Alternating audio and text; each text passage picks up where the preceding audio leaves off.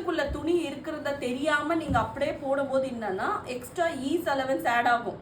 நீங்க சொல்றீங்க இல்லையா, கரெக்டா தான் போடுறேன், கரெக்டா இருக்கு மெஷர்மெண்ட், ஆனா வந்து துணி லூஸா இருக்கு, ஆம்போல் பக்கம் லூஸ் வருது, நெக்லைன் பக்கம் லூஸ் வருதுன்னா இங்க உள்ள ட்ராப் ஆயிருக்கும் துணி, அது தெரியாது உங்களுக்கு. அதனால இதெல்லாம் நல்லா தட்டி தட்டி அதெல்லாம் வெளியே எடுத்துருங்க. நெக் டெப்த்தை பார்க்கலாம்.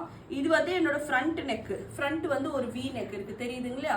இப்போ இந்த ஃப்ரண்ட் நெக் டெப்த்தை கவனிக்கிறதுக்கு இங்க மேல ஷோல்டர்ல இருந்து இது எவ்வளவு டீப்பா இருக்குன்னு பார்க்கலாம். 7 இன்ச் இந்த நெக் டெப்த்துக்கு இப்படி ஸ்கேல் வச்சுட்டேன்.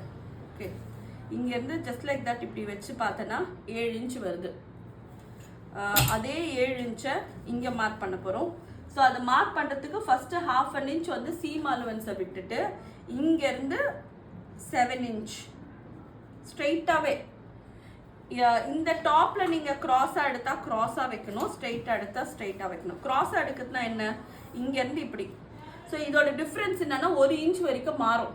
சில பேர் நிறைய யூடியூப்ஸ்லயும் சரி, நீங்க படிச்சிருக்க இடத்துலயும் சரி, சில எல்லாம் சொல்லியிருப்பாங்க நெக் எடுக்கும்போது இப்படி கிராஸா எடுங்க, இங்க இருந்து ஆரம்பிச்சு இது எங்க போய் முடியுதோ இப்படி கிராஸா எடுங்கன்னு சொல்லுவாங்க. கிராஸா எடுத்தா பாருங்க 8 இன்ச் வந்துருச்சு.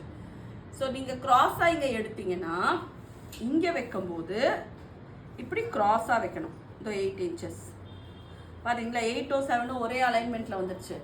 இங்க வைக்கும் போது கிராஸா வைக்கணும். இங்க நீங்க ஸ்ட்ரெயிட்டா எடுத்தீங்கன்னா இங்கேயும் ஸ்ட்ரெயிட்டா வைக்கணும். சரிங்களா? அங்க கிராஸ் எடுத்து இங்க ஸ்ட்ரெயிட்டா வச்சீங்கன்னா 1 இன்ச்சுக்கு மேல உங்களுக்கு ஒன்று வந்து கம்மியாயிடும், இல்ல 1 இன்ச்சுக்கு அதிகமாயிடும். ஒரு டாப் எடுத்துட்டீங்கன்னா அதுல ஈஸ் ஆல்ரெடி இருக்கு, புரிஞ்சுதா? ஈஸ் ஆல்ரெடி இருக்கு. இங்க ஈஸ் அலவன்ஸ் கொடுக்க கூடாது, நோ ஈஸ் அலவன்ஸ்ன்றதை எழுதிக்கோங்க. ஒன்லி சீம் அலவன்ஸ், தையலுக்கான அலவன்ஸ் மட்டும் தான் கொடுக்கணுமே தவிர there should not be any is allowance.